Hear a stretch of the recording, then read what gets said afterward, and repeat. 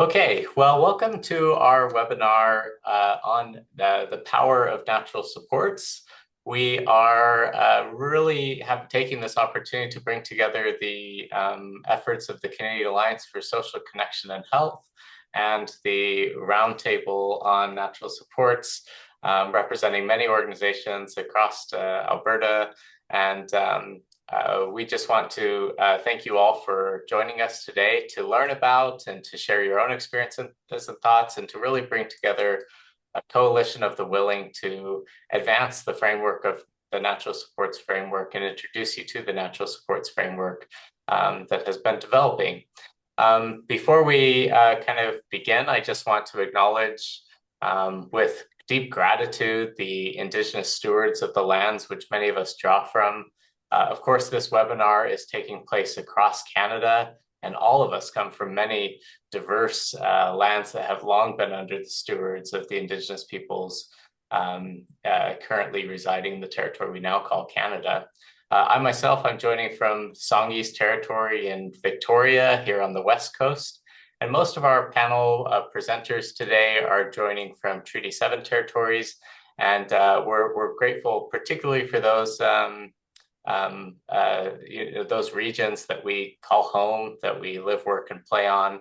And I think that this is really important in the context of the webinar that we're presenting today, because Indigenous people have always taught us about the importance of connections and relationships, not only to each other, but to the animal life and the non-living life that surrounds us all. And so I think this framework really speaks to that, about really this raw importance of our natural supports. And so with that, today's format for our presentation is we will have a presentation on the natural supports framework, and then we'll follow with a panel discussion. We have some set questions, and then following the questions, we'll open it up to you, the audience, to learn, to ask the questions that matter to you. Our panel today consists of several speakers, including Diana, who's on your screen, and is a registered social worker with the Center for Sexuality. Rose, who is also on the screen, currently in her car, you can see there, is a psychologist and project manager at an overseer of the Way In Network. Kristen, who is a program manager in counseling division at Kindred Connection Society. Also currently has their camera on. Ashlyn, who works at the Trellis Society as a specialist to implement their natural supports framework into everyday practice. So special thanks to all of our presenters as they share more information about the work they're doing. You'll learn more about their roles. But with those brief introductions, all of these speakers have really direct and deep experience in natural supports, and we're excited to turn the time over to them for their introductions to the natural supports framework that has been really culminating through several years of hard work. And so without further ado, we'll kind of open up the time. For everyone's information, this presentation will be recorded. So we'll record through to the conversation. And with that, I'll go ahead and turn it over to Diana for discussing the natural supports framework. Thank you so much. Welcome, everyone. So grateful that you're all here today. Excellent. So for our agenda for the next hour and a half that we're together, we're going to just do a really quick overview of the natural supports practice framework, and we'll talk about why the natural supports approach is important and some of the underpinnings of that. We'll dig into the definition of a natural supports framework in terms of its foundational constructs and its core principles. And then we'll talk about, and Kiffer will rejoin the conversation to talk about the alignment with the social connection guidelines. And then we'll talk a little bit about some successes and some ways that natural supports have really made an impact in community, and talk a little bit about how to embed a natural supports practice into your organizations and provide you with some resources on how to do that. So thank you so much for being here. Excellent. We're going to get started with all of the content. We can have the next slide. Thanks. I'm not in charge of the slides, so we're a team effort today. So we're going to actually start with a really quick activity, and it's a little bit of a reflection activity that I'm just asking all of you just to take a minute, sit in your chair, and I want you to think back to a time when you had exciting share. And I want you to just in your mind just think about who in your world do you share those exciting moments with? And just sort of create a little bit of a mental list of the people that you shared that exciting news with.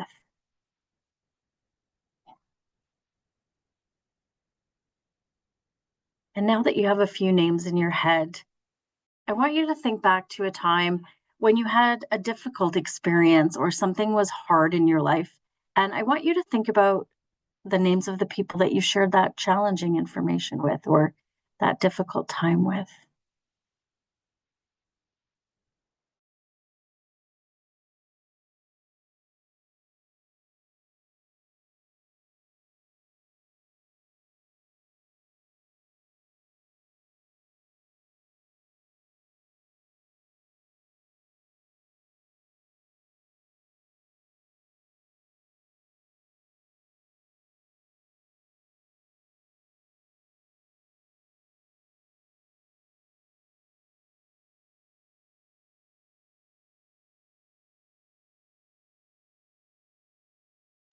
I'm so sorry. I think that must have been my Zoom account.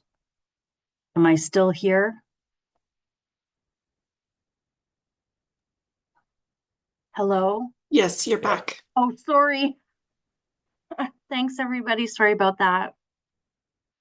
And so with that list of people that you're thinking about, I want you to think about who on that list are paid professionals in your life. And just think about any of the people that might be on that list that are paid professionals.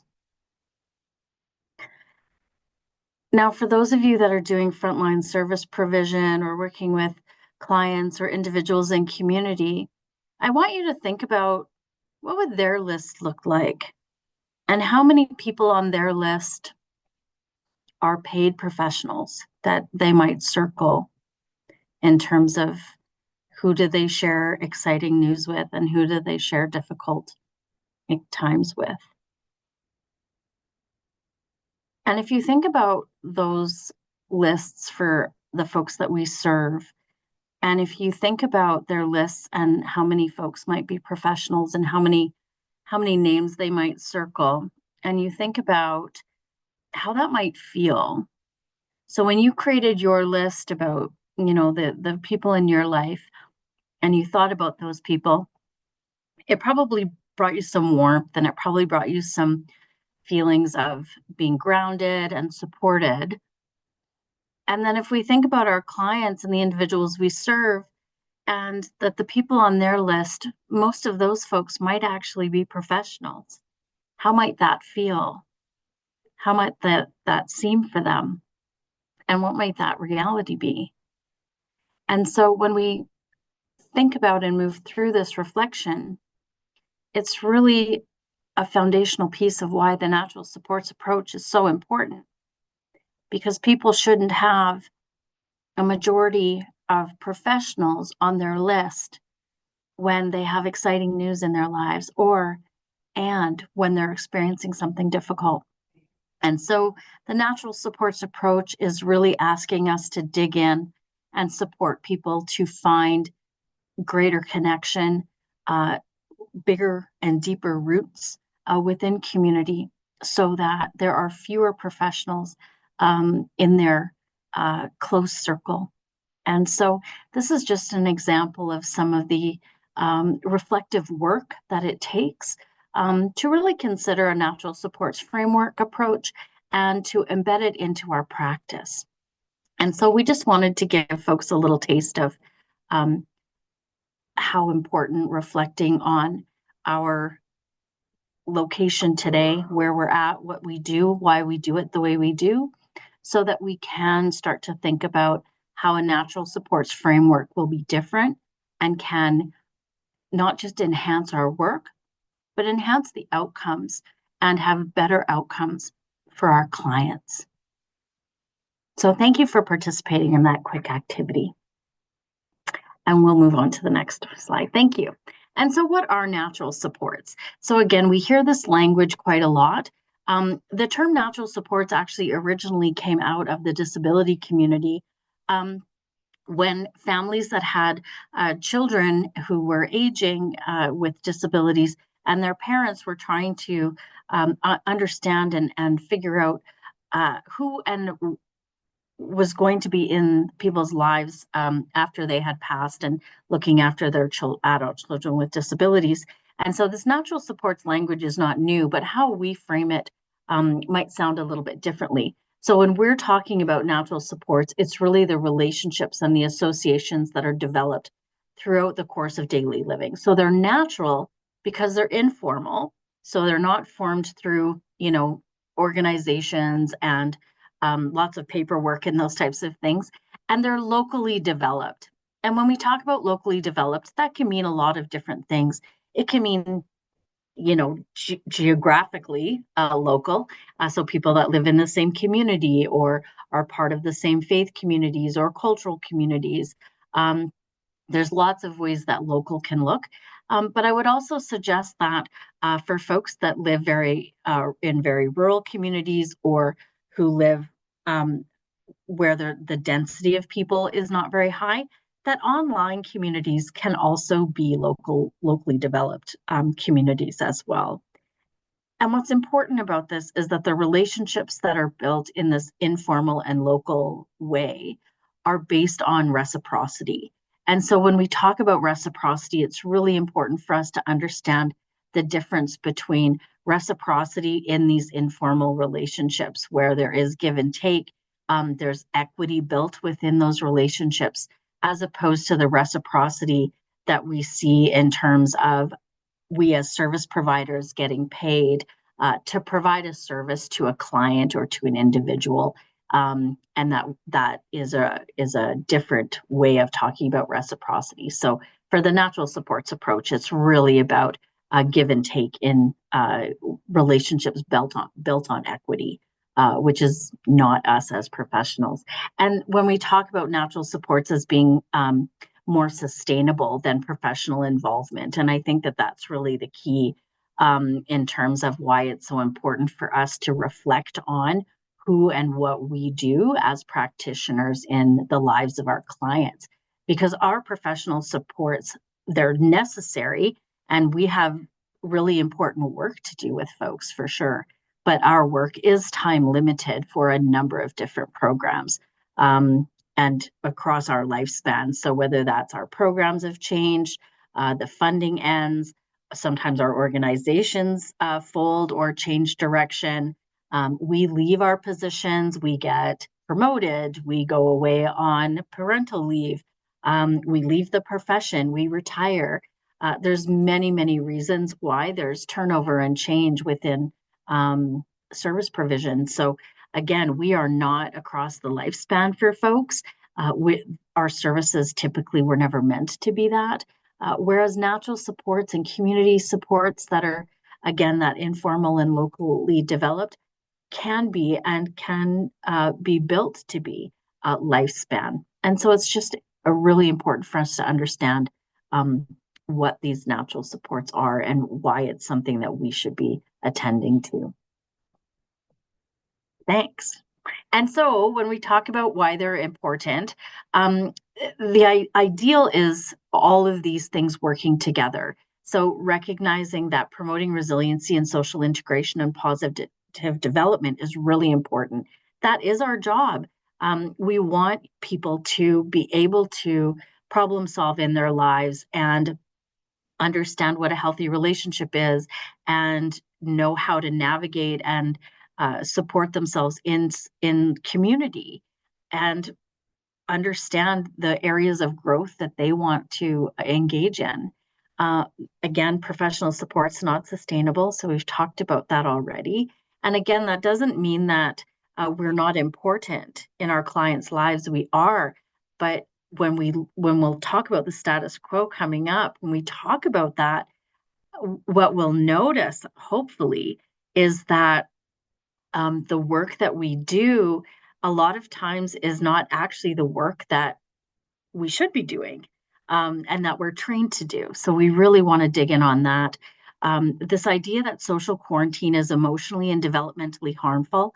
So again, this framework originally was built out of youth serving organizations. And when we remove young people from their homes, from their communities, for their own protection, sometimes we have to do that. It's not saying that that practice necessarily goes away, but what we need to be really digging in around is how are we using it? How long are we using it for? And what are the barriers for, again, social reintegration into that family, into that community, back into those spaces where those natural supports are? And so, really recognizing that when we remove people from their natural environments, that that also can cause harm over time. And that is not what we want to do. We want to do the opposite of that. And then the last piece of around why natural supports are important is because loneliness is lethal. And so if you think about that weekend activity, or sorry, not the weekend, I have so many activities in my mind, the reflection activity around, those people that are there to support us. When we think about, circling many, many names that are professionals, there really isn't that personal connection, right? So loneliness also comes when there are barriers to connection. And we are not, as professionals, the answer to loneliness for folks. And unfortunately, sometimes the way our systems are set up and the way our organizations work is that we remove a connection to natural supports for, again, under this guise of protection. However, it increases the likelihood of somebody experiencing loneliness. And if we look at the research around loneliness across the lifespan, we know that people have very poor quality of life, and their lifespan is cut short when they've experienced periods of long periods of loneliness across the lifespan. So it's something that we want to combat, and we know that a natural supports approach can do that. Thank you. So here's the timeline. And I was so fortunate to be part of the Center for Sexuality right in 2012 when the pilot began. And so the pilot started in 2012. And for 3 years, with 4 different organizations who worked with youth, and those organizations were funded by the United Way and the Birds Foundation.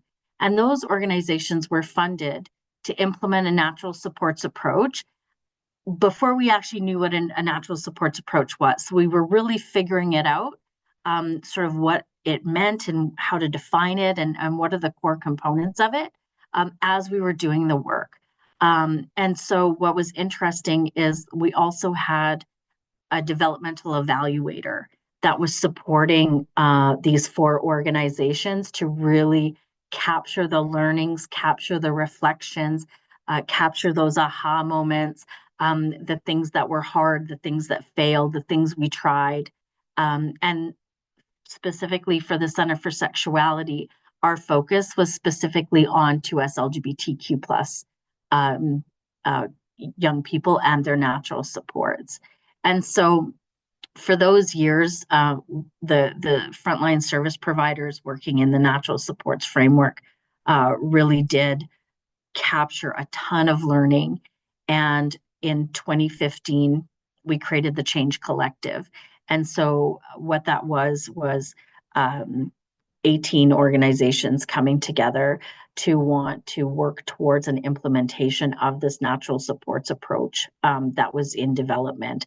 And so everyone came together.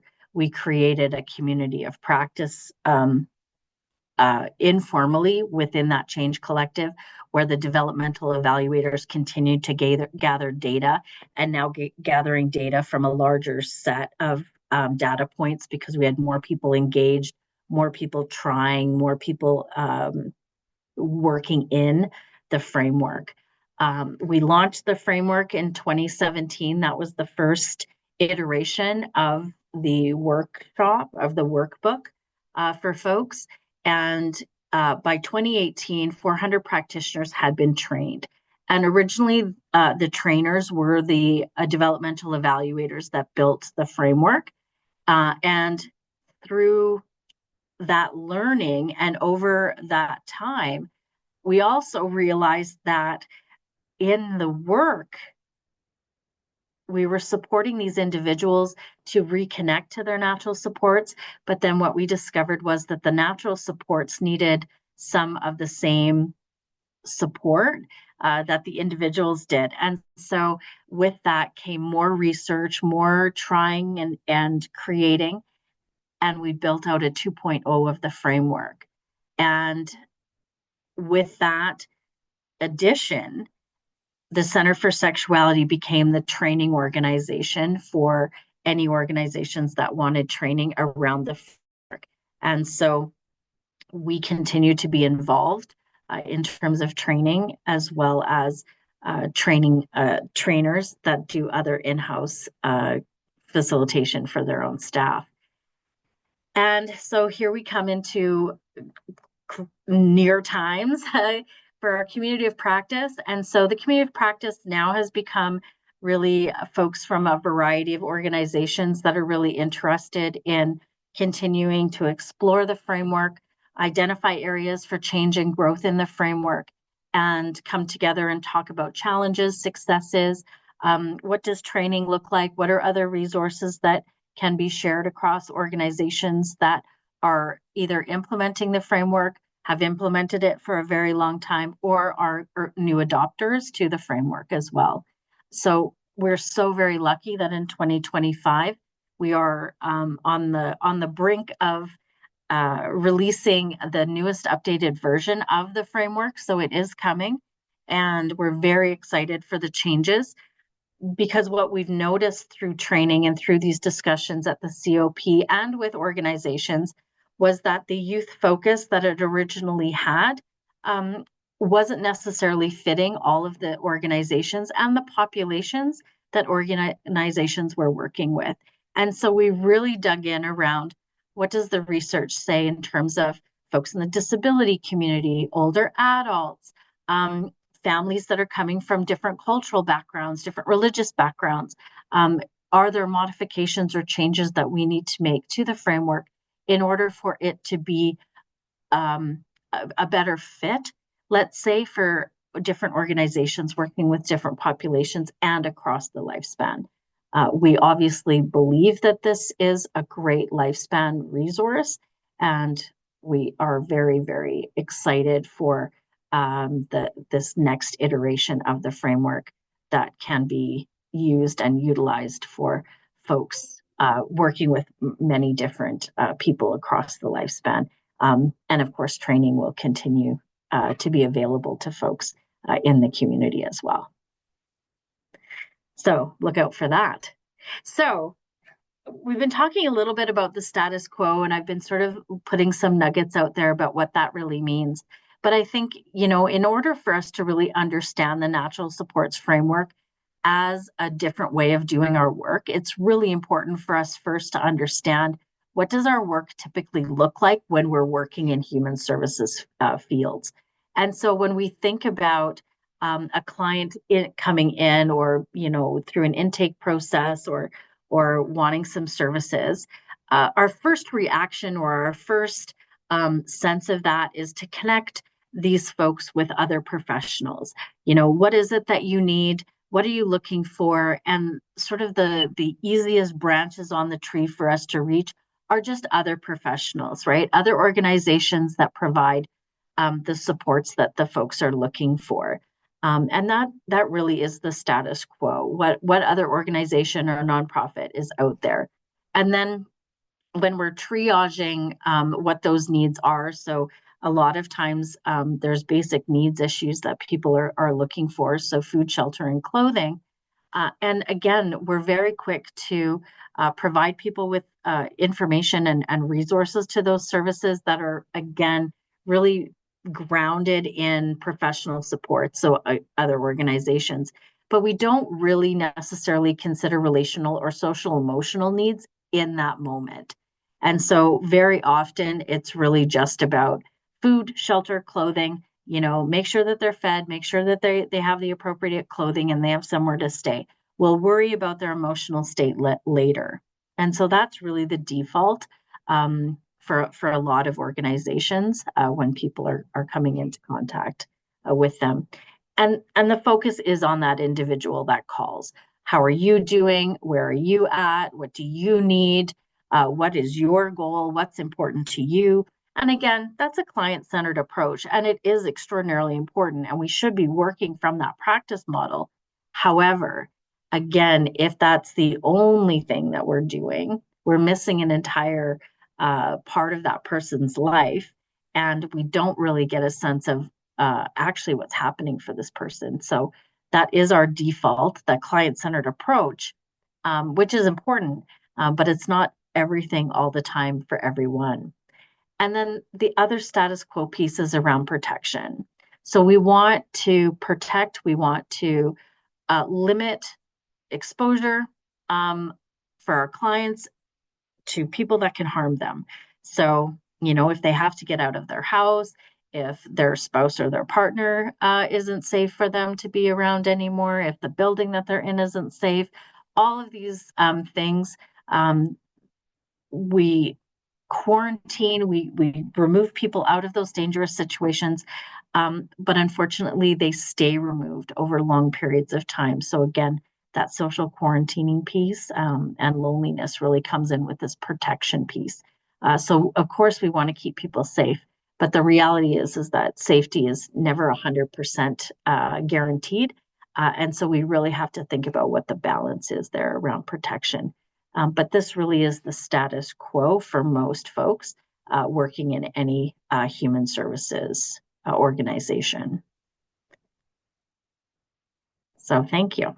So this is the actual natural supports practice framework. We're not going to go into a lot of detail here in terms of the continuum of needs and opportunities and the foundational constructs. We'll go over the principles in a moment, but I think really the goal of the natural supports framework is so important because we really do center the individual, because we want them to be able to rely on and contribute to a lifelong network of supportive family, community, and peer relationships. And I think that what is so important is the rely on and contribute to. So again, it's really from a healthy relationships framework. It's healthy community that we want people to feel connected to their community. We want people to feel connected to their families. And again, that could be biological families, that could be chosen family. We want people to feel like they're part of a community and that they have healthy peer relationships where there is give and take, where there is reciprocity, where people do feel like there's equity within their relationships and they know how to set boundaries. They know how to consent to things. They understand the relationships they're in and the natural progression of what relationships can look like across the lifespan. And so the goal is really how do we help people move beyond our services so that they feel like they are managing and being the control of their lives. So that's the framework in a nutshell. And then I think we go through the guiding principles. Yes. So these are the principles of the framework, and these are in no particular order. And also, they all feed on each other. So they don't live in isolation from each other either. If we're doing one of these things, we're likely doing a little bit of all of these things. But it's really about the intention behind the principles and how we can use the principles to really ground the framework. And so when we think about the status quo, these things really work towards us learning how to reflect on that status quo so that we don't continue to make those same mistakes. And it gives us the opportunity to do something different. And so the first principle is that connection first. We treat connection with natural supports with the same urgency as food, clothing, and shelter. So, along with, when's the last time you had something to eat? Do you have a proper jacket to wear and shoes on your feet? Do you have somewhere to stay? Is who are your people? Who are the people that you're supporting? Who are the people that you go to for support? Where's the last place you stayed that was with somebody that you knew? Those types of things. So really asking people who their people are, um, so that we can get a sense of who else is in people's lives. The seek out and scooch over is really us actively looking for natural supports for folks that we're working with and creating space and room for them to participate, whether it's in case conferencing, whether it's in case management, whether it's, just having connection and contact with natural supports around what are the areas that people can start helping for the folks that we're supporting in community, and really thinking about who benefits and how do we make sure that the doors are open for people to actively engage who are natural supports and not just the professional supports. Doing with and not for. So again, most of us come to this work because we're helpers and because we want to help and we want to see people succeed and we want to make sure that that people have the tools in the toolbox to change their lives or uh, live differently. Unfortunately, again, with the status quo, we end up doing things for people that really we can actually be coaching them to do for themselves. And so, really thinking about what does that helper model look like, and what are we helping people do? Are we helping people actually move forward and learn skills and do things for themselves? Or are we teaching people learned helplessness by doing all of these things for people without giving them the skills to do it for themselves? So, really important reflections there. Of course, social emotional learning. So, how do we support people to build and maintain meaningful relationships, especially when we're dealing with folks who maybe have had really intergenerational trauma and lots of unhealthy relationship patterns in their lives for lots of different reasons? How are we teaching social emotional learning? How are we talking about self management, self worth, self esteem, self regulation? How are we providing people with those skills so that they're able to maintain their own calm and their own sense of power and autonomy within relationships and within their natural supports, so that they can heal and potentially grow more healthy relationships with the people that matter to them. And then, of course, taking a harm reduction approach to relationships. And this really is about that protection piece. So we want to cultivate a more realistic approach to risk management and safety. How do we help people identify what's a healthy relationship? What's an abusive relationship? And what's in the middle? And how do you talk about healthy boundaries? How do you talk about consent?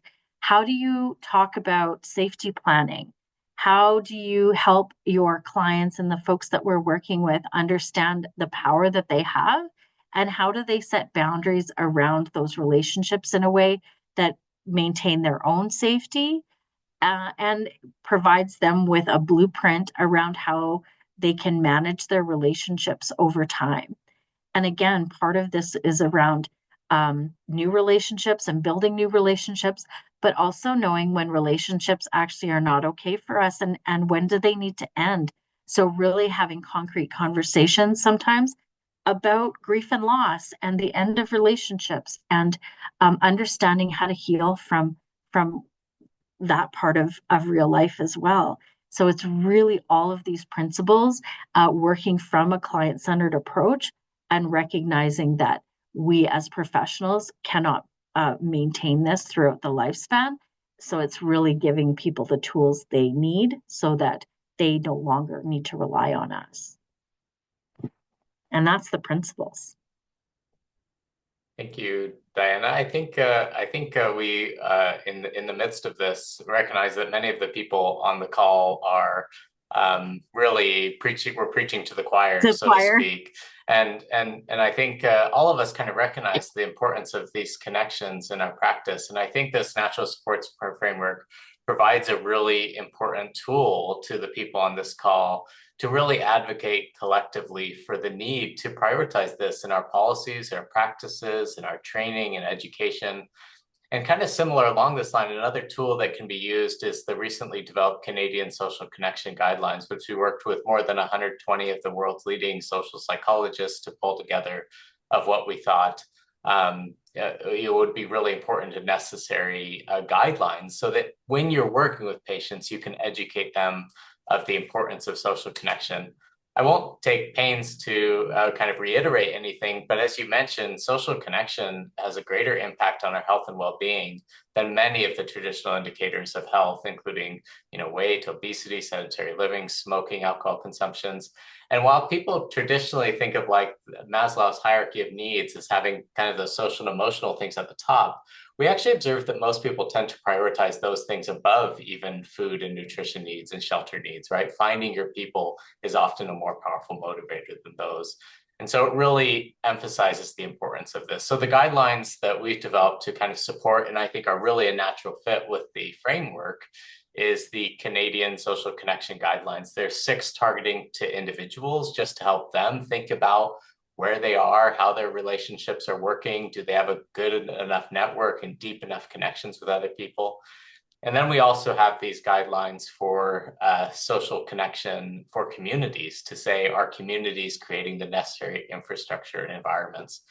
And I think these guidelines that you've developed, the framework, that the table and people have been contributing to over these years really addresses both of these sets of guidelines, really in terms of giving them practical outlets and seeing how they implement in society. And so, thinking about these various tools and our resources, I think many people might also be on this call positioned to want to do more and want to bring natural supports into their practice within their organization. And so I want to open up the time for some of that practical applied discussion with our panelists, who you can see featured and who I introduced at the beginning, and address that. We have a few kind of questions to guide this discussion, and then we'll open it up for questions for everyone. But I think the first question is, how did your organization get involved in incorporating natural supports framework?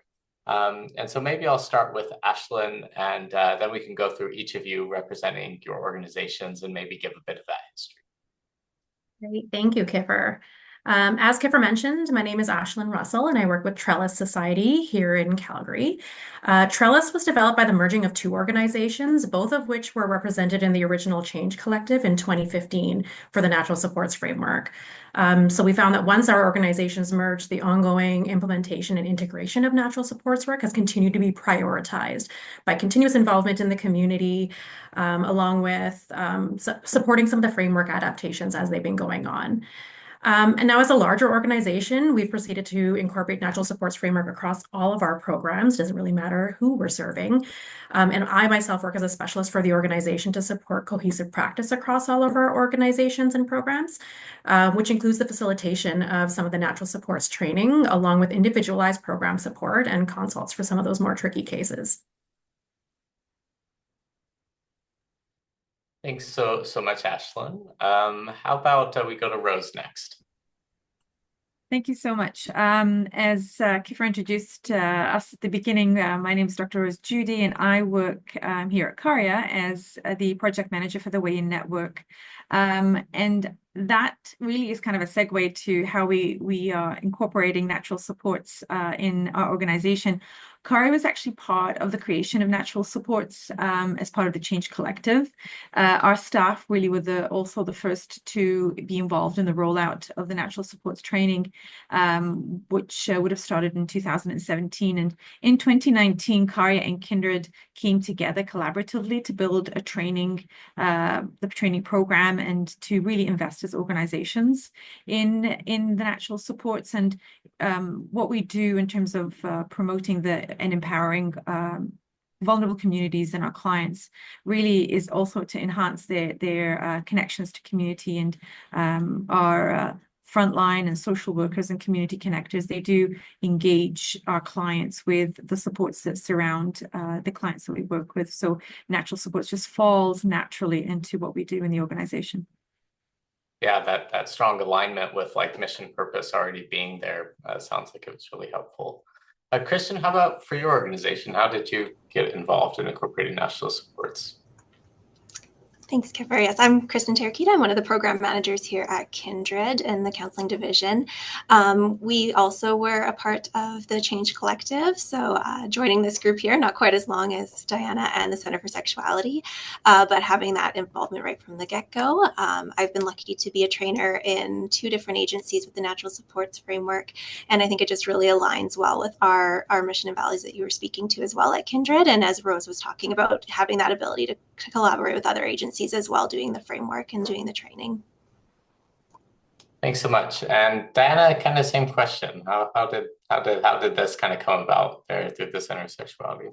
Yeah, and a little different for us because really the core work that we do is in schools providing relationship and sexual health education to young people from grade 7 through grade 11. And what we were noticing was to us LGBTQ young people asking questions around where do I go if I can't stay home, or it's not safe to be at home, or how do I talk to my parents about being gay or being lesbian or being trans or being bisexual.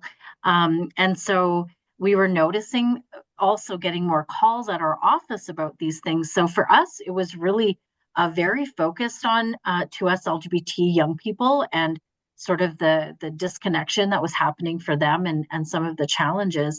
And so we really specifically came to that work through that avenue and have integrated a natural supports approach within our comprehensive relationship and sexual health education programs in order to help young people to identify who their natural supports are in their world and who are the safe adults that they can talk to. And so we've really integrated it in terms of directly as part of our relationship work. Yeah, that's really great. And I think another question that kind of natural follows that for all of your organization is what shifts have you seen in your organization since embracing natural supports frameworks? How has adopting this as a framework really changed practice for your organization and your practitioners and also your clients? Maybe I'll go to Ashlyn first on this one. Yeah, I think, especially as we're looking at us now at Trellis being a larger organization with a huge scope in terms of who it is that we support, we really recognize that whether you're working with a 4-year-old child or you're interacting with an 80-year-old grandmother, the common factor in both of those situations is you. It's the person who's making that connection. It's the staff. So for that reason, we notice as part of our implementation process, we really need to incorporate natural supports and reflective practice into that. So asking some of those questions right off the bat of what am I specifically doing to incorporate the social network involvement right from the get-go, especially in those initial connection stages, like what are the circumstances by which I'm gathering the information? Like, is this happening in a really sterile boardroom type situation, or do I have an opportunity to go for a walk in the sunshine to gather some of the same information? Like Diana spoke to, am I seeing the problem beyond the client before me and recognizing how they identify where's their sense of belonging, who are their community, how do they see themselves, and how am I engaging to really pull this information out? So we found that by engaging in more of this self-reflective approach, staff have the ability to be more consistent in terms of the implementation of the natural supports practice, no matter which demographic it is that we're working with. Yeah, that universal application of like patient needs is really coming, I think, to the forefront there. And I think oftentimes those don't necessarily align with what we're doing systemically, right? I think we, socioeconomic status, for example, might get a lot of attention. But most research actually shows that that sociometric status, that interpersonal relationships are actually much more important to people's well-being. And so we're thinking about how do we give somebody social wealth and social well-being in that way? And this framework helps bring that to the front, it kind of sounds like. Rose, I wonder if, Rose, I wonder if you have some additional thoughts of how that's impacted your organization. Yeah, I think the beauty of this training really is the fact that at Caria we work with children, families, and older adults as well. And so we're able to utilize the understanding of how natural supports really are important regardless of the age of the individual. All of our staff here take part one of that training, and then all of our frontline staff take part two of that training. And then we also have another component that's a refresh and reflect that happens every now and then. And these things are important because it really highlights how, as an organization, we integrate this practice into how we interact with our clients. You can see it also in our programs. We have the in-place social prescribing program, for example, here at Caria, where it's more intentional about connecting older adults to social support needs, not just healthcare needs. We also have it in our supervision and reflective practices. And so our supervisors routinely do encourage their staff that they're working with to reflect, identify, and mobilize some of these natural supports with the clients that they're working with. And then I also wanted to highlight how on an organizational level, we've actually understood that we have to implement some culturally responsive social practices and resources, because it's very important to recognize that for many, especially our ethnocultural older adults that we're working with, many of them might seek help outside of the family, or maybe outside of the community, depending on who they regard, as Diana was saying, is someone that they trust. And it might not be a family member, it might be someone outside of that circle of theirs. And it's very important for our staff members to be able to identify that and to be able to encourage the client to interact or form and engage with them. Yeah, thanks so much, Rose. It really sounds like that iterative, or it's like threaded throughout your organization, doing the refresh sessions and that sort of thing. I think it's really important. That shows that like this was adopted with some serious rigor, which I think sometimes we do a lot of, I think, lip service to social determinants, but the framework seems to be able to really help you incorporate it in like a meaningful way, and that you're actually doing those trainings and doing those refreshers, and then thinking about how it affects and intersects with other programs, like you said, with social prescribing, and really making sure those principles are like internally consistent. When 80% of health outcomes are determined by social and environmental factors, not by what happens in the exam room or clinic or hospital, I think that really emphasizes that we need to be shifting and making those real investments. I think same question to you, Kristen. How have you seen this sort of shift take place in your organization? Yeah, I think there's a lot of similarities between Kindred and Caria. We are training partners, so the structure of our training is the same. We also are mandatory training for natural supports, whether you are in our people and culture department or you're in our admin department, you get that part one at least. And then if you're client facing, you get part two as well. So I think it's also that piece around a shared language and a shared value within the organization, that regardless if you're a client and you call our front desk and you talk to our admin staff, you're getting the same language and the same value as when you talk to our intake staff, or when you get one of our frontline staff in the community division or in the counseling division and they're working with you directly. So it's that kind of shared knowledge and an ability to have that shared language between all of our staff and understanding of the importance, and that natural supports aren't just for clients, it's for us as staff as well, and that is just a piece of human life that we have to know and be a part of. Yeah, very, very core to who we are as human beings, and making sure everybody's on the same page and that you're getting that. I think that's really interesting. No matter your role in the organization, I think that really helps centralize it. And Diana, I wonder if you have anything, any observations within your organization that you've seen.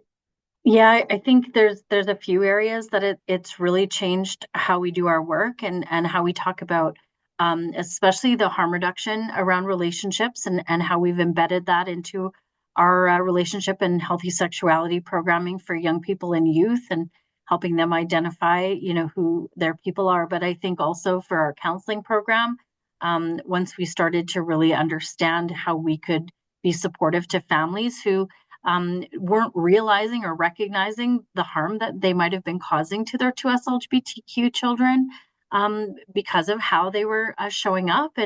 And really, we became quite busy within our counseling program for families trying to understand how to show up best for their young people. And so really working around those continuum of needs for families and how to support them. And then, of course, because the training center did become the trainer for the natural supports framework for other organizations that don't have the internal training teams, or organizations that are interested in implementing the framework.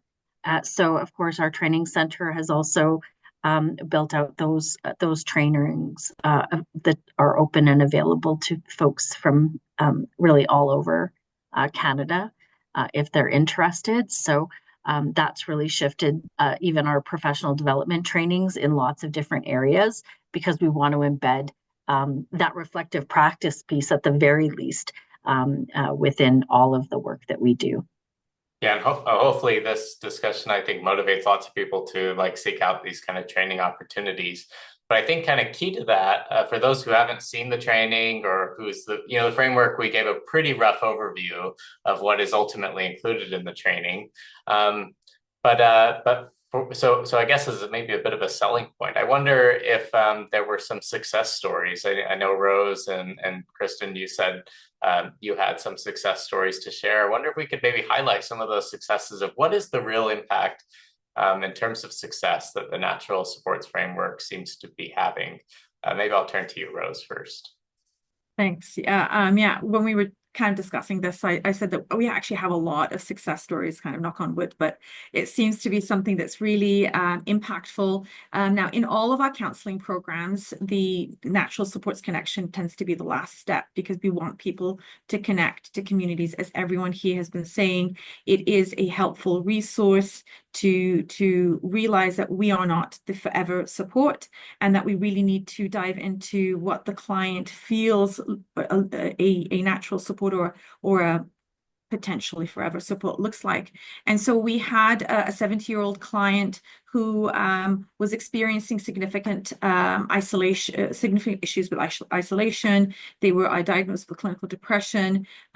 We had an in-place outreach worker that recognized these challenges. The individual didn't feel that they were connected to a community that was supportive. And so the in-place outreach worker who is part of our in-place social prescribing talked to the client and explored this whole concept of social connections. And I think that's also an important step, is to engage our clients in that conversation, because it's important for us to understand what they deem support to look like.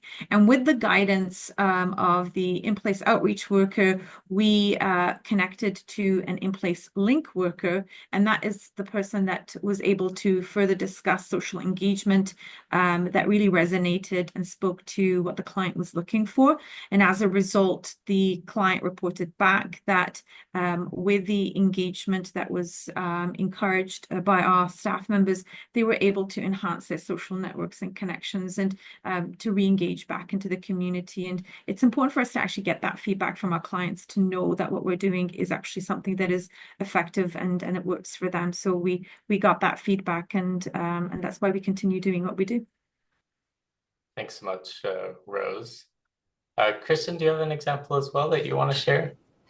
I do. I'm actually very greedy, and I picked two that I really wanted to highlight for today, because I've had the benefit of being a part of a team right now that has single session counseling, which is sometimes very brief interactions with clients. And one of the things that I really enjoy about seeing that is how this natural supports approach can be brought into one-time interactions or single session type interventions. And I think one success story that really stood out to me is having a counseling session with an individual who presented as quite high risk in terms of suicide. The plan was a very loose plan. There wasn't like a set date or anything like that, but there was a very high risk in terms of this client potentially engaging in this plan for suicide.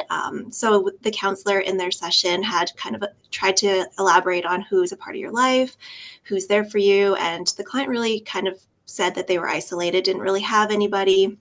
But the virtual session, they could tell that they actually had a roommate, and brought the roommate into that conversation in terms of, can you bring them into this session, and talk about how we can keep you safe, because not knowing if we're going to see a client again after that session, we wanted to make sure that to the best of our ability, we had somebody there that can ensure safety. So that natural support ended up being the roommate that wasn't super close at the time, but was able to come into the session and provide that bit of safety in terms of someone to connect with. And then the counselor was also able to three-way call those folks into the distress center to talk a little bit about what it looks like to make a call like that, what information you share, what resources there are, to do a little bit of that social emotional learning as well in terms of reducing the risk. And this is what this could look like for you folks to do this when I'm not here, kind of thing, knowing that, especially in the case of single session counseling, we are not a sustainable professional support because we may never see them again after they disconnect from that call. So in terms of single session, I think that was one of the highlights that I wanted to bring for a success. And then on the other side of things, which is very similar, but in a lot of ways different in terms of a longer term service or support, is one where a family was involved with us that had children's services involvement, and the child was originally not in the care of the biological mother, but was being returned home through some support, through professional supports. And that natural supports approach was used right from the beginning in terms of bringing people on that could support with this transition home, people that could support both mom and this child. And things went really well. Child was returned home with the support of the natural supports. And for a few months, things were really, really good until they weren't. And things took a little bit of a turn, and police were called to the home in one instance. But the natural support team rallied on this Friday night when this incident occurred. And the professional supports didn't even know what happened until Monday morning, because this natural support team really took on the tasks and the things that we think we would have had to do as professional supports. The child was instantly brought to one of the mom's friends' homes for the weekend. Another friend stayed with the mom. The police felt they were satisfied with the plan that went forward, and the child did not have to be reapprehended or brought back into foster care again, because this natural supports team really brought all of these pieces to the table that we as professional supports were like, oh, we actually aren't needed here anymore. I think we're good to leave. So a success story and a bit of a more longer term client situation as well. Yeah, thank you. I think those are all really, or both of those are really great examples of just how this can really change not only people's lives, but also how we as systems operate. We've got about 3 minutes left, so maybe just one of you, if you have any thoughts, maybe I can turn to Ashlyn, just about, maybe summarizing some of the challenges with social supports. If you have any kind of final concluding thoughts on that, I don't know if that's the note we want to land on, but I think it's important to recognize, like, this isn't easy. This is something we need to train people in. We need to be thoughtful about how we approach it. And so I wonder if you could speak to that. Absolutely. I think as we engage more in reflective practice as practitioners, it brings up some potential triggers and biases that we ourselves might be holding when we're gathering some of that information, and then how that could be impacting the way that we're then building relationships with those that we're supporting. So for instance, are there conversations that we're unknowingly shutting down because we're reacting to what is being said?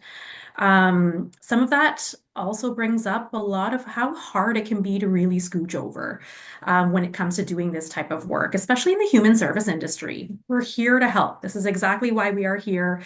It's why we're in this field. And so it is very, very easy to default into that stepping into that helper role.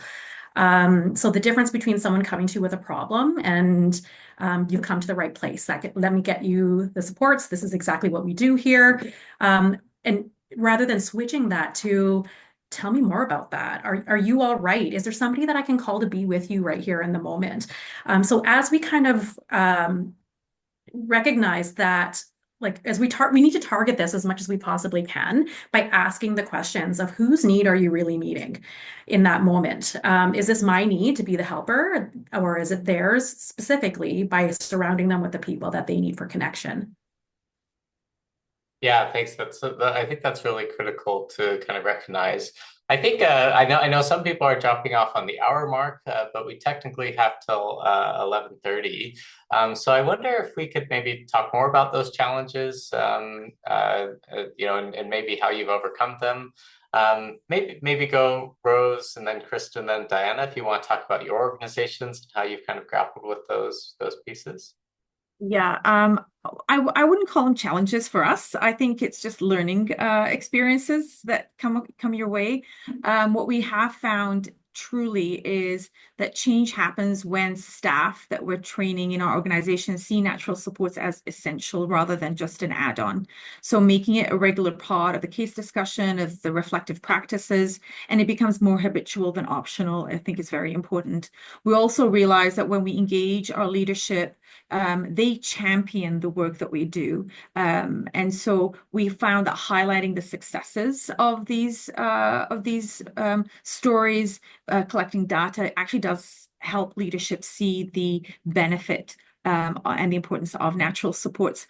And another thing I think we realized is the change management component. Some challenges that we had may include the shifting the mindset of staff and clients who are more accustomed to the professional interventions. And as Ashlyn was saying, it's one of those things where we really have had to have conversations about we are not forever, and it's important for you to know that you have capabilities, the resources are in the community. And so shifting that mindset from the staff, but also the client as well, who assumes or may assume that we are here to always help them, because that might be a challenge in the long run. And then lastly, of course, that component of the ethnocultural aspect. I think that's very important. Not all natural supports look the same across cultures, and we realize that, and we've learned from that. It's important to see that in some communities, extended family is the primary support system, while in other communities, it could be the faith leaders or the community leaders that play a role. And being respectful and flexible and attuned to what is essential to our client, we found that to be an essential component of that relationship with them. Yeah, I think that's an important reframing around challenges I mean, in public health at least, which is where I do most of my work, we talk about like these learning health systems or learning systems. And I think that that's a great reflection of that, the learnings that you've kind of made along the way. So Kristen, I wonder about your learnings as your organization has adopted this. What are some of the learnings that you've taken on? Yeah, and I think similar to what Rose was saying in terms of like add-ons, like I think that a common thing that we can kind of bump up against is I don't have time. I'm already quite stretched with time. I'm doing one session, I'm going to see them once. We don't have time to add something on. And I guess just really reframing that to be, this is not a new modality. This is not an intervention, like a new intervention. This is a way of looking at things differently, like it's a lens to take. We're not asking to have staff do new things. It's just about doing the day-to-day already done things, like who is your emergency contact, which we need to be as a part of our intake process, but an emergency contact is typically a natural support. So being able to use things you're already doing in practice and shifting how you're looking at it through a natural supports lens has been a really big learning, I think. Yeah, I think that's a really important point that sometimes with new frameworks and things, we almost, there's a hazard of taking on that kind of colonial approach of saying, we're new, we're the only ones who've thought about this. I think, as I kind of mentioned in my intro, Indigenous communities all across the globe have been really teaching this for a long time, and that we're simply bringing new names and new systems to make it work within a system. And so it's not to say that it's all new. It's oftentimes taking what's already being done, what's already working really well, and just making sure everybody's on the same page for how that's done. So great.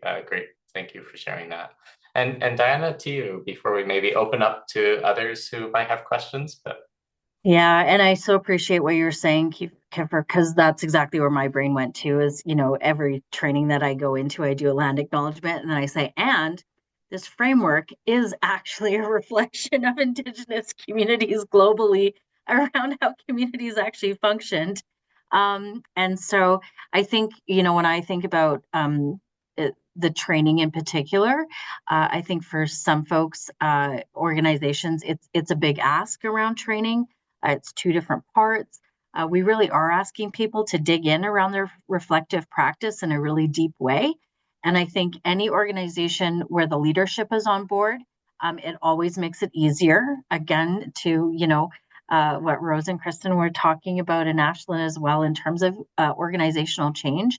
And again, it's not throwing the baby out with the bathwater, so to speak. It's, how do we integrate this into what we're already doing? And also around funders, right? What are funders asking us to capture? What are the things that they want us to ask? And how can we be, as organizations, part of the change management around what is actually important for us to be tracking? What's important information for us to actually know and understand around the work that we do and the long-term growth and sustainability of our practices and of the folks that we're supporting. And the last little nugget, what we've learned over the many years of doing this training, is that it takes probably about 5 years for an organization to truly embed a natural supports approach, because it is asking people to go slow, try things, see what works, reflect, talk, change things, and continue down that path. So this isn't a quick one and done type of thing. It really is a practice that we're asking people to try and engage in a really mindful and really intentional way. And so I'm tons of fun as a facilitator. I'm just going to put it out there. And so I do encourage people to do the practice framework, because I think no matter what, there's excellent information and resources in there, and it really does bolster all of our practices as care and social service providers. There's my pitch. Yeah, I mean, I think that's so true. And if it takes 5 years, I think folks probably want to get started as soon as possible. Hopefully that's people's attitudes. I think that maybe the thing that comes to mind in response to that, of just how important it is for us to advocate for kind of a unified way of talking about, and kind of a unified language of talking about the importance of these things. As you mentioned, funders, right? I think really, I mean, my own experience has been since the COVID-19 pandemic, when all of us experienced collective loneliness together. It was the first time people felt even okay talking about loneliness at a policy or at work or at any of these sort of settings. And it really opened up this opportunity for us to start thinking about, well, this is actually important. I'm not going to suffer alone, but because we all experienced it together, we all got a taste of what being lonely is like, because we were probably stuck at home with either just ourselves or just our very close family. And that can be isolating at times. But now there has been a lot of movement towards supporting social connection, the development of our guidelines, the social connection guidelines, the development natural supports framework. Several places across the country have really adopted social prescribing practices and the surrounding ecosystem of community-based interventions, which aren't necessarily natural supports, but that sometimes do integrate natural supports into them. I think is really an exciting moment for us to think about how we can really work together as communities of people who know how important this is. And we had at one point, over 90 people on this call. And I think that is really reflective of that there is a lot of groundswell interest and time. So we kind of went through our formal questions, and I want to open it up to, if anybody on the call has questions for the panel, to please post it in the chat. Maybe while you percolate and think about your questions, or you can use the raise hand function and we can unmute you. Maybe I think that thing about, in an ideal world, what supports do your organizations as leaders in the natural support sector? What supports do any organization wanting to adopt this, do you think really need to make this work functionally? So when you have an organization come to you, what do they need to be able to take this on? Is it just the training, or are there other sort of supports that are necessary? I wonder if you guys might reflect on that. And I don't know if one of you in particular might have thoughts on that, but that was something I was curious about. How do we get started as organizations, and what do we know? What do we need? Well, I'll jump in just because I do a lot of external trainings. I think it's about willingness to work in the gray. Is the biggest part of the training. It's being willing to suspend what we think we know, and what we're already doing, and not from a, you're bad or you're wrong or you've been doing it poorly. It's, are there other things and other ways of doing things that we need to get creative around, that we need to expand our perceptions around? And are we willing to explore them and try them and fail at them and have them not go well, and then but not throw that out and recognize that it might be just a not right now thing. And so for us, it's really about, engaging with people who are curious and who are willing to suspend some of their sense of knowing the right way to do things. And then again, just having the willingness to perhaps modify or change and have our organizations be a bit more in the gray. And so for me, that's kind of what comes up around some of the implementation and some of the onboarding of organizations is, are you actually ready to think about the gray? Yeah, I think that comfort with discomfort is kind of inherent in any reflective practice, right? And maybe thinking about what are we doing? And I think for those of us who are clinical professionals, that rings especially true, because sometimes it might feel like these things are in tension with one another. You can either direct somebody to, say, a social worker or to a natural support. Well, I think that, I think making those choices can be hard. I think recognizing where there actually is not a tension, where there's a role to play and each person has their role. But challenging those sort of conventions can be difficult. And so being open and ready to experience and to really think about what's best, I think, was kind of echoed in your remarks. So there's a question from Jennifer about, how do you get around FOIP concerns? So like protection of privacy when connecting to a natural support versus a professional. And so maybe some of those tensions, I think it's about the nature of these relationships, but I wonder, does anybody have any thoughts around that, around the difference of trying to bring these natural supports and kind of where they intersect with other privacy or organizational responsibilities, is where I think that question's getting at.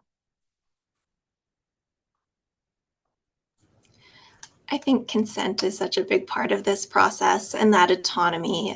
And part of this framework is really like taking clients where they're at. So having that autonomy to choose who's a part of that natural supports team and what's shared and how it's shared. And some of that risk management is also in talking about this with your natural support. So what is this going to be like? What would you like shared? How would you like that to be shared? Some of that is part of that risk management and that reducing of risk, and also that social emotional learning for them in terms of these are some of the things that could come up. How are you going to handle those kinds of things, that kind of thing. Yeah, so there sounds like some training both on helping the clients kind of understand what might be involved and knowing their risks and knowing how to navigate those and giving them the skills to do that. But putting their wishes, people are going to have different stages of readiness, of course, and so finding that. I think kind of speaking to the stages of readiness, Aletta Ambrose has a question that I think connects to this. What do you think creates the best environment at the community level that fosters natural supports? And so a lot of us already have natural supports around us that maybe we're just not utilizing, but certainly some, and even the examples, people are socially isolated, people are disconnected. I think it's something like 20, 30% of people in Canada today don't have a best friend, don't have somebody they can confide in. And we know that's the #1 protective factor against depression in terms of modifiable risk factors. So people really need these natural supports, but some people don't have them. So how do you foster that? How do you create natural supports, I guess, is kind of what the question is asked. They have a follow-up. What should we do more of at a community level or neighborhood level, I think, to do this fostering? So do you have any thoughts on that? I'd like to answer that. I know Ashlyn also wants to answer it too. I think this is one of those questions that really excite me on a professional level and a personal level, because as everyone here was saying, I think what we're looking at really is promoting these organic, meaningful relationships, where there is that mutual assistance and support within some of these communities and some of these gatherings. One of the things that I always kind of have in mind is for the promotion of something like this, I think education and awareness is very important. Providing workshops or even information sessions about the importance of natural supports and activities that bring this thought and idea together, because as everyone here has mentioned, and we know already, many of our communities do natural supports naturally, but we're here just to put kind of a label on it. And sometimes just highlighting what natural supports look like or may look like would be very enlightening, perhaps, for some of these communities.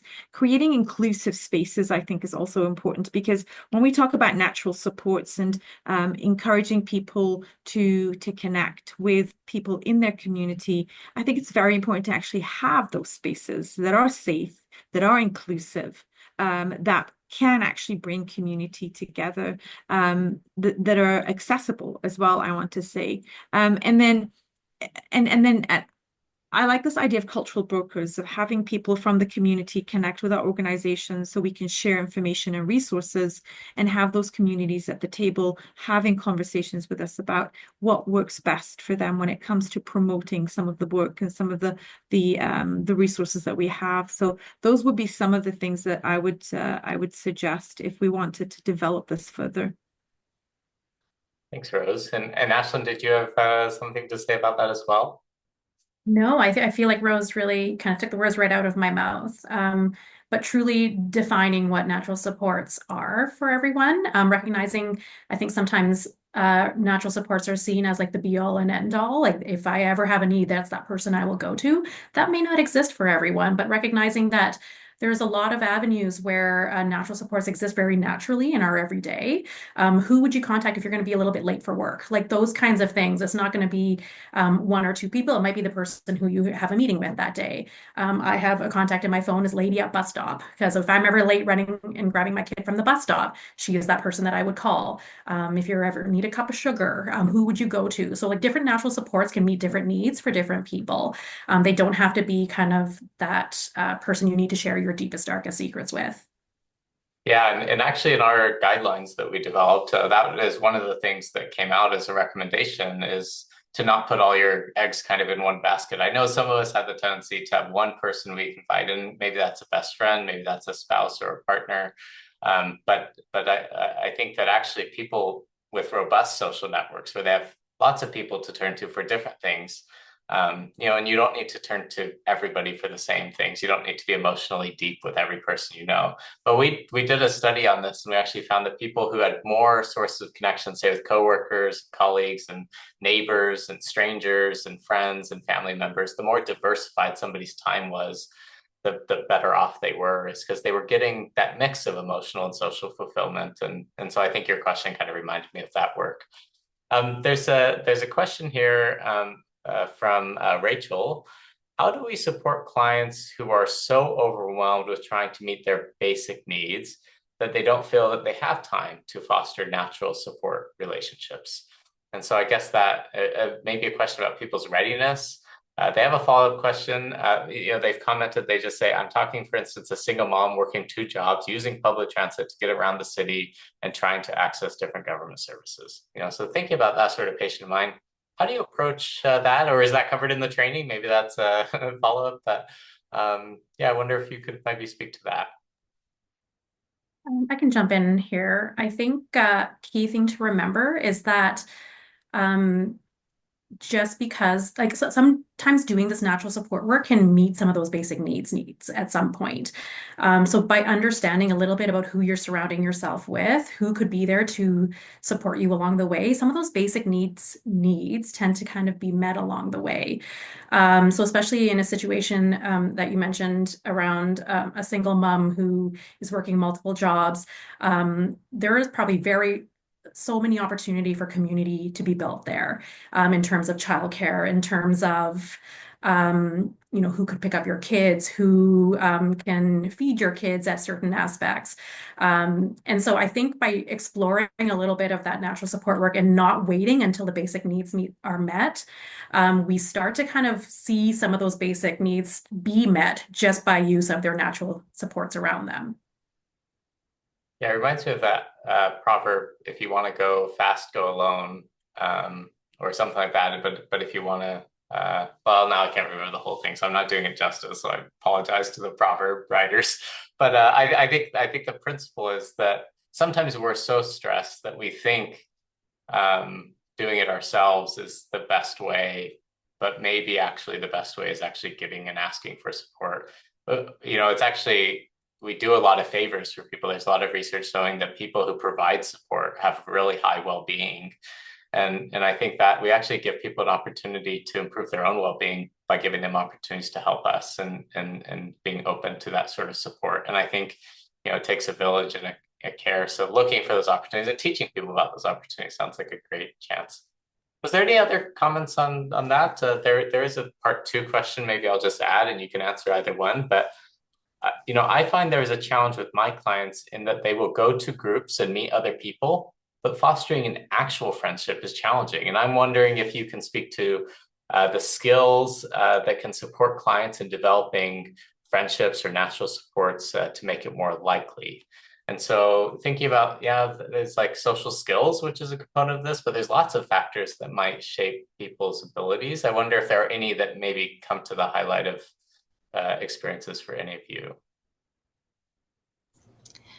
I'm curious, I guess, in terms of defining what an actual friendship is. And I think that that's part of this framework as well, in terms of understanding how people define friendship for themselves as well, because maybe attending a group and just meeting people and being able to vent in the moment is all they need from a natural support versus actually like seeing this person outside of a group and going for coffee.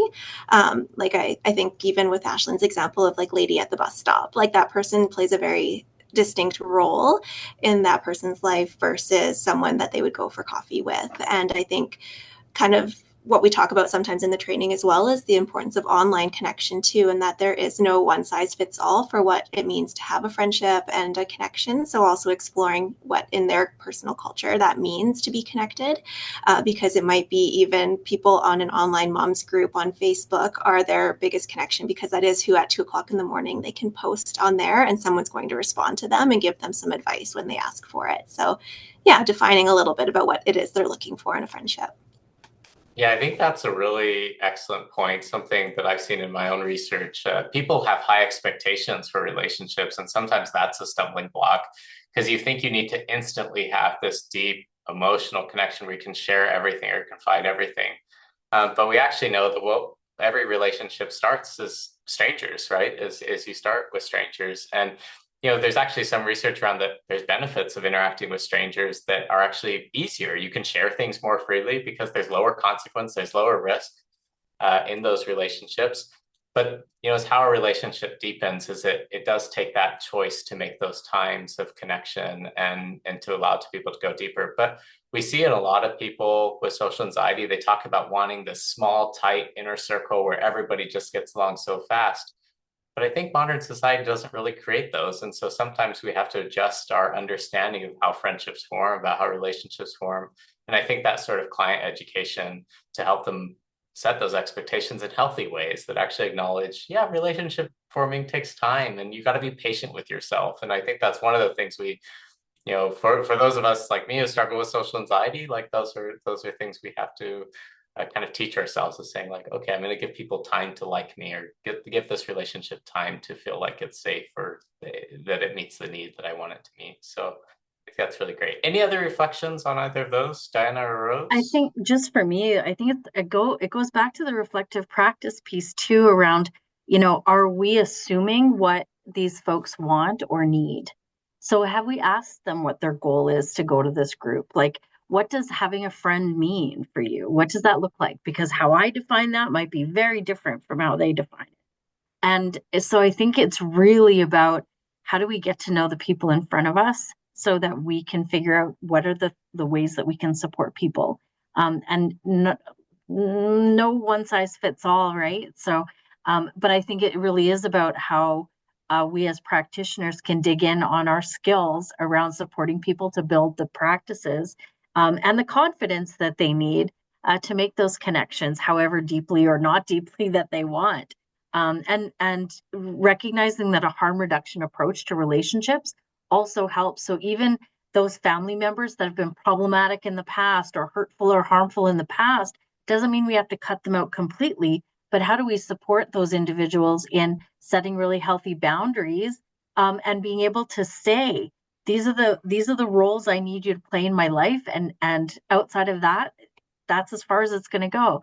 that it's okay to set those standards around our relationships. So yeah, it's lots of minutia and lots of interesting conversations for sure.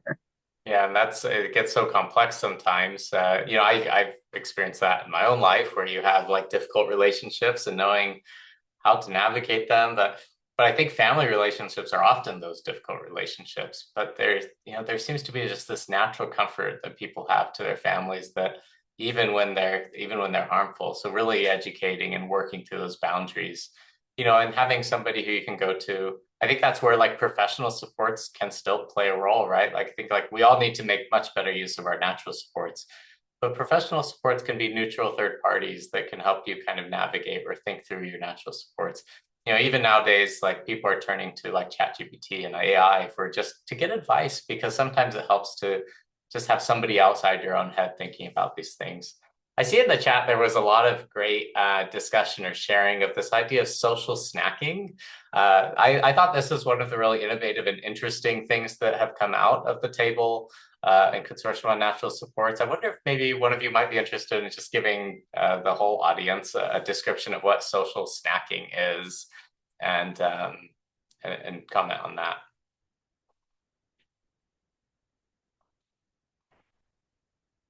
Where's Tara?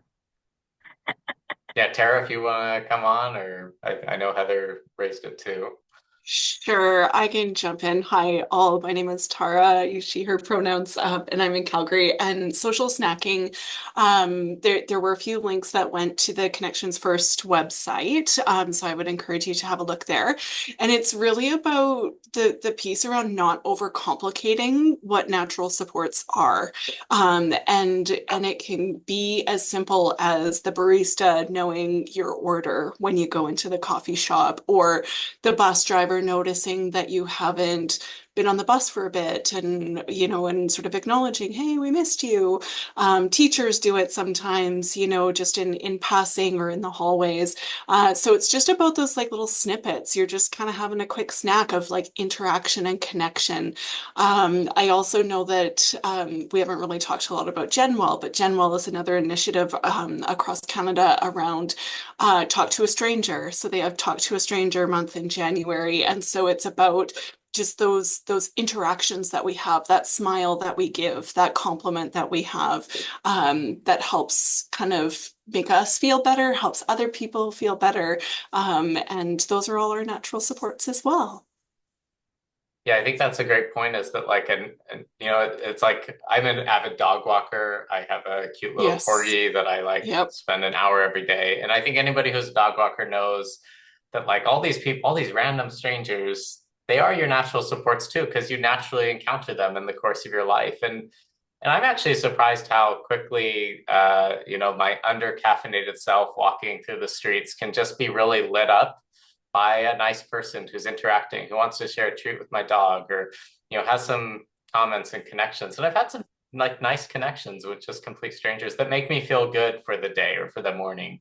And that all adds up, I think, over time. So putting ourselves out there and getting used to that, because not everybody's ready for that level of comfort.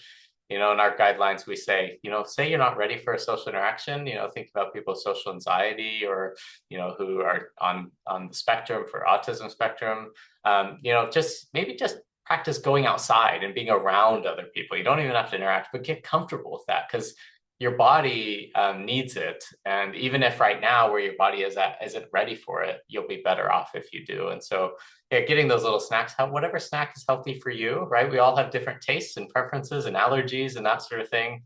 And so I really love that idea of social snacking, of just setting up that expectation and for that. Well, I think that's all the questions, and we're almost at 11:30. So I think with that, I just want to give a very large thank you to all those who attended. We will circulate this webinar recording to the people who have registered and also hopefully make it available on socials for you to share with others. Please do check out and reach out to Diana and others on the call regarding opportunities for natural support training. I think this is a really great initiative. And then last but not least, thank you to our speakers and panelists for sharing your expertise and your experience and wisdom. I think we're so lucky nationally to have people like you there in Alberta working to really advance this framework, and hopefully we see a scale and spread through your efforts. And so with that, thank you all, and that concludes the webinar today. So have a wonderful day and enjoy your afternoons.